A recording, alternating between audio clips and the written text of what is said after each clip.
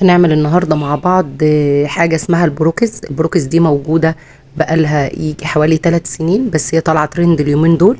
عايزة اقول لكم طريقتها سهلة ان شاء الله تعجبكم، حلوة جدا. شوفوا معانا الطريقة. هيبقى عندنا نص كوباية من الزبدة السايحة، هيبقى عندنا نص كوباية من السكر البني، لو ما عندناش سكر بني بنضيف له معلقة عسل اسود. نص كوباية من السكر الابيض، هيبقى عندنا بيضة، هيبقى عندنا كوباية وربع دقيق منخول، وعليهم معلقة صغيرة من البيكنج من البيكربونات الصوديوم.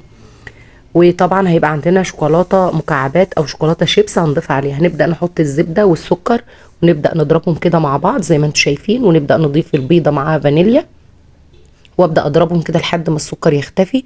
طبعا هضيف هنا بيكربونات الصوديوم معلقة صغيرة على الكوباية وربع دقيق.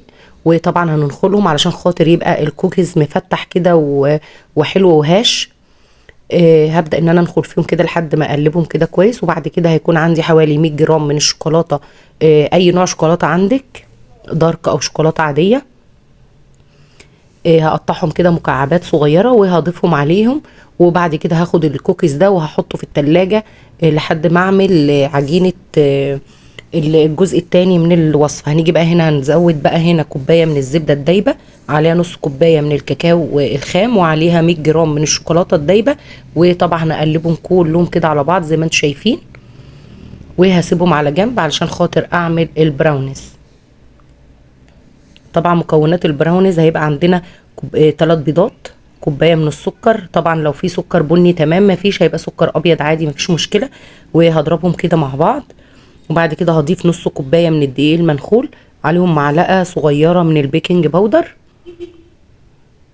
بس، وهقلبهم كده. وبعد كده هضيف خليط الشوكولاته اللي احنا عملناها من شويه، هقلبهم كده مع بعض. وطبعا لو عندنا شوكولاته مكعبات هضيفها، بس انا ما كانش عندي، كانت خلصت. هكتفي بكده بس. وبعد كده بقى هكون مشغله الفرن على درجه حراره 180. عايزه اقول لكم ان الخليط بيبقى تقيل شويه بس ما تقلقوش. هنجيب بقى ورق زبده واحطه كده في الصينيه زي ما انتم شايفين، وهنزل فيه خليط البراونيز الاول. وبعد كده هطلع بقى الكوكيز اللي احنا عملناه، طبعا احنا كنا حاطينه في التلاجة. هنجيبه بقى كده ونعمله زي ما انتم شايفين كده. انا طلعته من التلاجة اهو. هبدأ بقى ان انا افرده كده زي ما هتشوفوا في الفيديو بالظبط كده. عايزه اقول لكم طعمها تحفه جدا جدا، هتعجب الولاد. هي شوكولاته عاليه شويه بس حلوه ان شاء الله تعجبكم. وادخلها الفرن، هتقعد حوالي ساعه الا ربع او ممكن ساعه حسب درجه حراره الفرن. هنقطعها بقى كده، هتبقى تحفه ان شاء الله تعجبكم. والسلام عليكم ورحمه الله وبركاته.